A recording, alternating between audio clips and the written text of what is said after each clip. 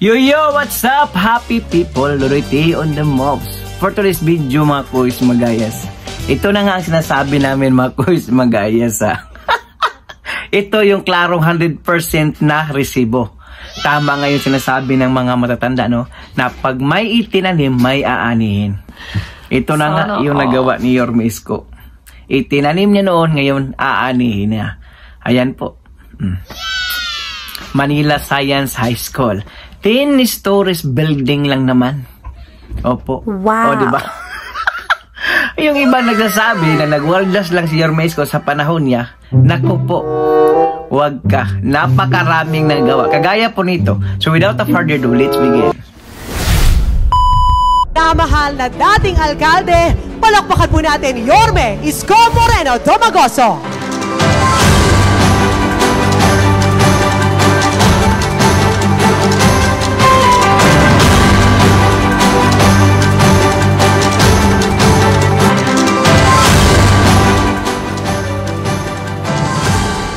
Good morning! Salamat sa Diyos. Lahat tayo nakaraos, dumaan tayo sa panahon na hindi natin nakalain na masusurvive nating lahat ang pandemya. But despite of the situation, through the help of our elected officials, which yung ating mga konsehal, ating congressman din noon si Yul Servo, at ang ating minamahal na dating Vice Mayor, now Mayor Hani Lacuna, your government in our own little way continue to function and continue to really set the sail towards our goal of a better Manila. Yan naman o'y pinagpapasalamat ko sa Panginoon Diyos sapagkat alam niyo po pagka ang pamahalaan, whether it is a local government, barangay, or national government, kapag nagkakaisa ang mga departamento, ay talaga pong may mabuting ibubunga. Kaya bagay na lagi ko yung ipinagpapasalamat sa Diyos. But I'm happy for you, to the parents and teachers, at palakpakan natin ang ating partner, DepEd, ang Division of City Schools, at sa ating mga manggagawa, sabi nga ng ating principal kanina, Engineer Andres and Architect Balmoris, Engineer Randy, at iba pang mga manggagawa na alam nyo nung kasagsagan ng pandemya, we often visit the construction. In fact, there were challenges at the time wherein we need to protect also our construction workers so that they can continue to build while the world is like parang humihinto na ang mundo. Sa Maynila, through the help of our Vice Mayor then, now Mayor Hani Lacuna, tuloy-tuloy ang lungsod ng Maynila. I'm happy for the students. I hope ipagpapaumanin ninyo yung hirap na dinanas ninyo ng 2 taon na online. I hope sana worth it naman itong hinintay ninyo. No? At siyempre sa ating minamahal na punong guro at iba pang non-teaching personnel ng Manila Science. Maraming salamat sa inyong kooperasyon ng mapadali. No? Now, today, also, this will be a start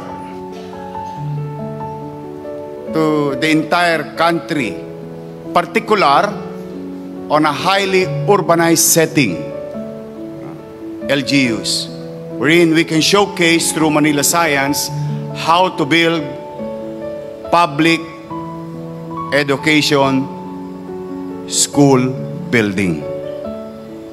Hindi na tayo dapat titigil lamang sa nakalakihan na natin. We can innovate.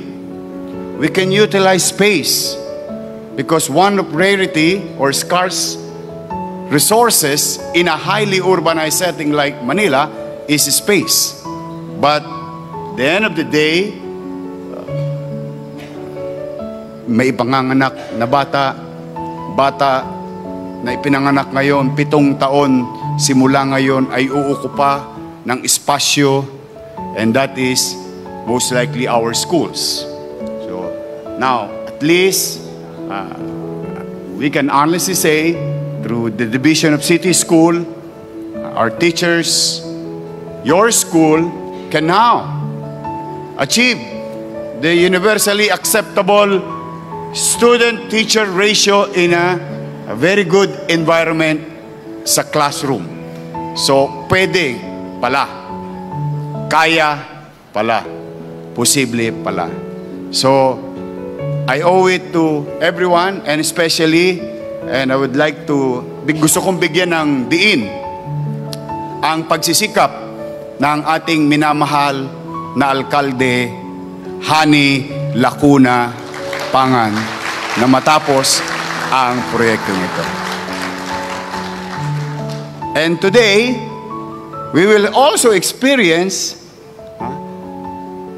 the concept of continuity. Yan ang madalas na naririnig ko sa ating mga kababayan.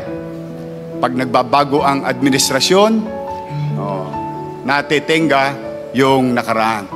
Now, you parents and teachers, all of you present here, that if there will be continuity, there is progress.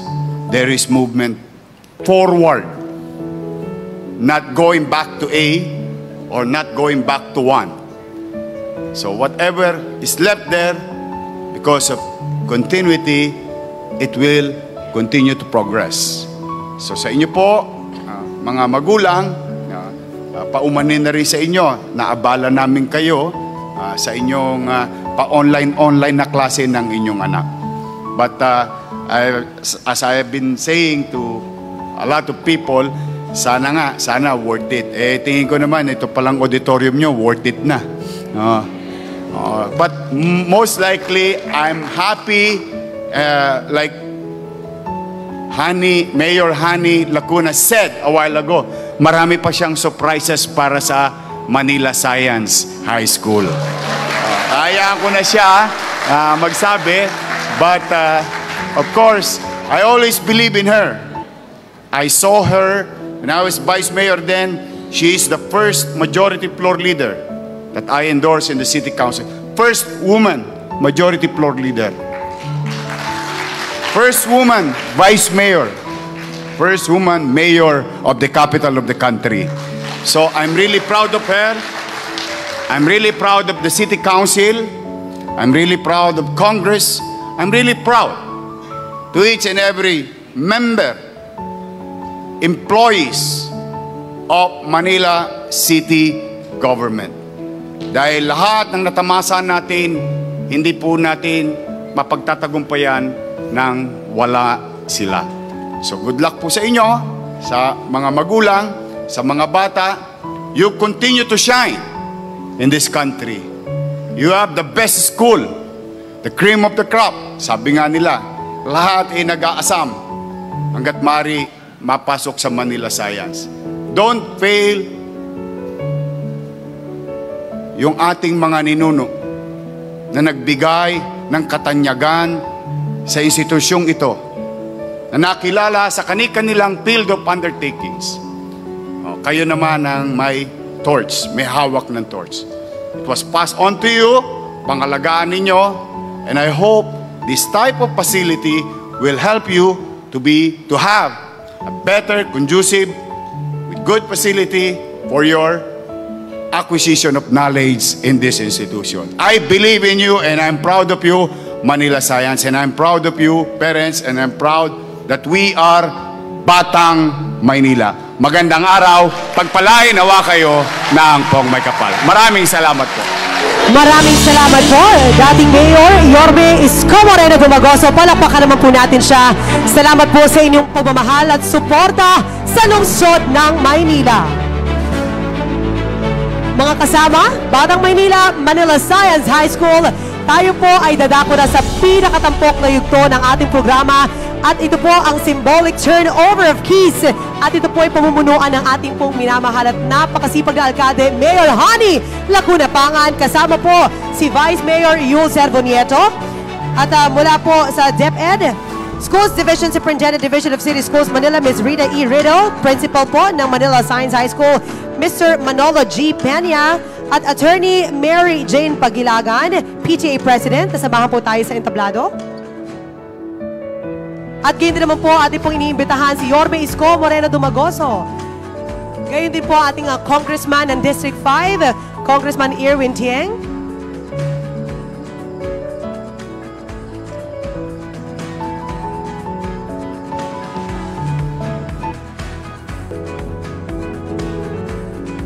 Mga kasama, bigyan naman po natin sila ng isang masigabong palakpakan.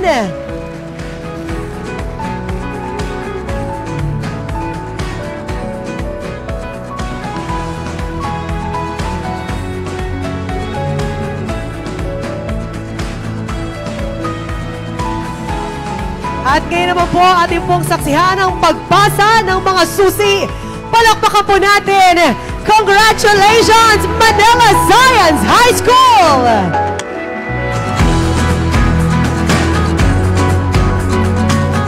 Tunay nga na ito'y napakagandang regalo sa Kapaskuhan. Maraming salamat sa pamahalaang lungsod ng Maynila. Muli, palakpakan po natin ang ating pamahalaang lungsod. Kasama po ang Manila Science High School. Congratulations po at pagbutihin po natin at alagaan po natin ang gusaling ito. Maraming salamat at mga kasama sa pagkakataong ito. Atin na pong papakinggan ang mensahe ng ating pong minamahal at napakasipag na alkalde. Isang masigabong palakpakan para kay Mayor Honey Lacuna Pangan. Pagsipag-upo na po kayo. Hindi ko ho pagkakahabain ang aking pagsasalita. Alam ko, mas excited po kayong umikot sa 10 floors ng inyong bagong gusali. Sa mga kapwa ko pong mga lingkod bayan, Congressman Erwin Tieng, Vice Mayor Yul Servo Nieto, Division of City School Superintendent, Ma'am Rita Riddle, School Principal, Mr. Manolo Peña, faculty members, students, parents, of course, ang aking pong dating kapartner, ang inyong pong dating alkalde, Francisco Isko Moreno Dumagoso, mga konsihal,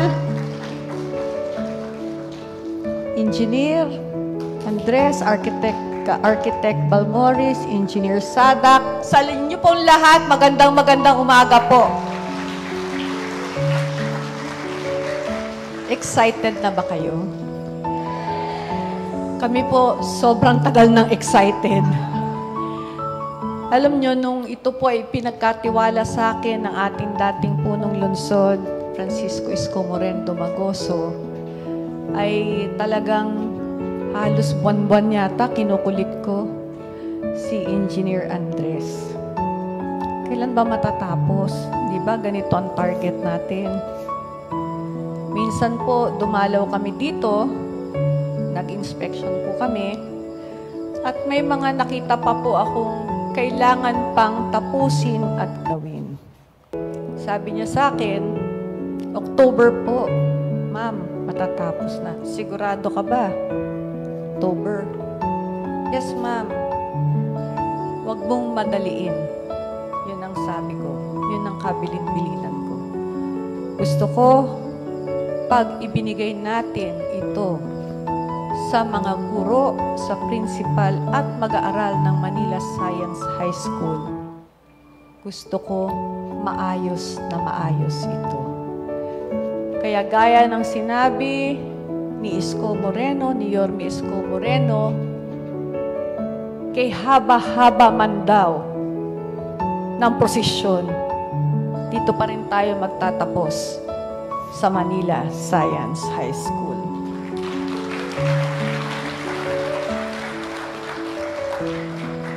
Ako doble ang excitement ko.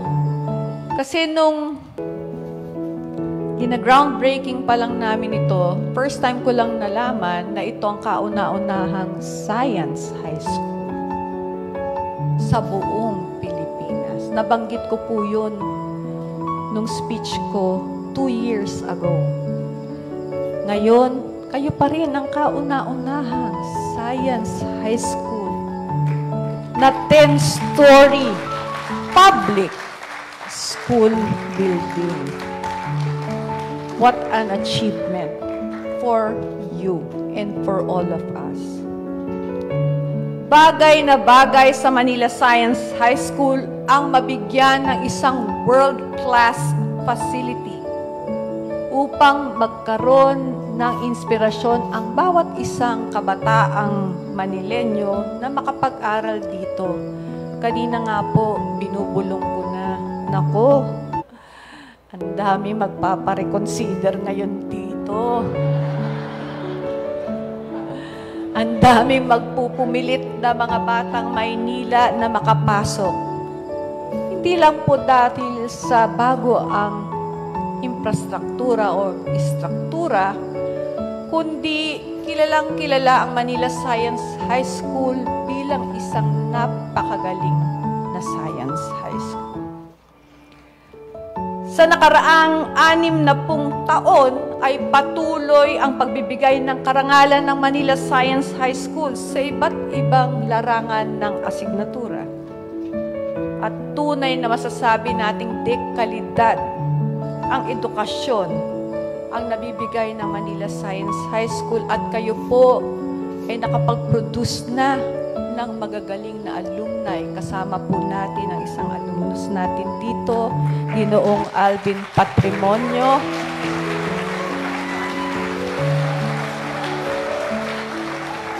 Welcome po kayo sa bagong Manila Science High School. At syempre, magagaling din ang lahat ng mga guro na nandirito, piling-pili, pati na rin ang mga nag-aaral dito sa Manila Science High School. Alam po ninyo, ninanais ng inyong pamahalaan na lahat ng mga pampublikong paaralan ay maisaayos namin. Para naman sa gayon, hindi ho tayo naiinggit sa mga pribadong paaralan. Ito po, itong Manila Science High School at ilang pang mga pampublikong paaralan na itinatayo natin ngayon ay galing lang sa isang pangarap ng isang batang Tondo, batang Maynila. Nag-aral po sa murang edad sa, ano nga yun, Yul? Sinabi mo kanina, hindi. Tulungan Center. Sabi ko, may memorize ko eh. Nag-elementarya sa Rosauro Almario Elementary School at nagtapos sa Tondo High School. Ito po ay pangarap niya. Nakita naman po nyo, big time po mangarap si Yorme Isko Moreno Dumagoso. Akalain niyong makapagpatayo po tayo ng ganitong gusali. Ako po galing sa isang pribadong paaralan. Pero masasabi ko po sa inyo, sa harapan ninyo, hindi po ganito ang pinanggalingan kong paaralan. Hanggang ngayon, makaluma pa rin po. Kaya, marapat lamang ng isang bahagi ng paaralang ito ay ialay natin sa kanyang ama, Joaquin Dumagoso. Kaya ang auditorium na ito ay ipinapangalan natin Joaquin Dumagoso Auditorium. Para sa iyo to. Yorme. Siyempre, bago tayo magkaiyakan, bukod po sa istrukturang ito, pagsusumikapan po naming magbigay ng lahat ng kakailangan, mga kagamitan dito Binulungan ko na po si Congressman Erwin Cheng kanina. Kong, paano ba yan? Teritoryo mo to. Paano ba yan, Kong? Bahala ka na. Tulungan mong mas pagandahin ang Manila Science High School. Tulong-tulong tayo. Mas lalo nating gawing world-class ang paaralang ito. Sana po maging inspirasyon ang pasilidad na ito. Hindi lamang sa mga nag-aaral dito, hindi lamang sa mga guro dito, kundi sa lahat ng mga pampublikong paaralan maging sa Maynila o sa buong bansa. Pwede naman pala. Kaya naman pala. Kaya po sa mga tao nangangarap pa na magkaroon ng dekalidad na edukasyon, tumungo po kayo dito sa Maynila. Sigurado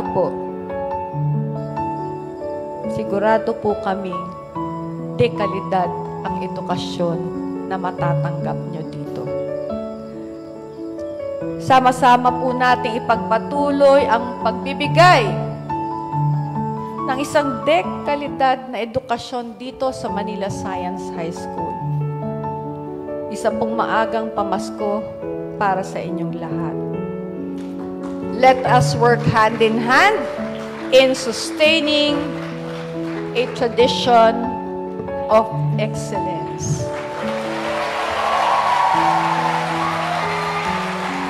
Maraming salamat. Merry Christmas.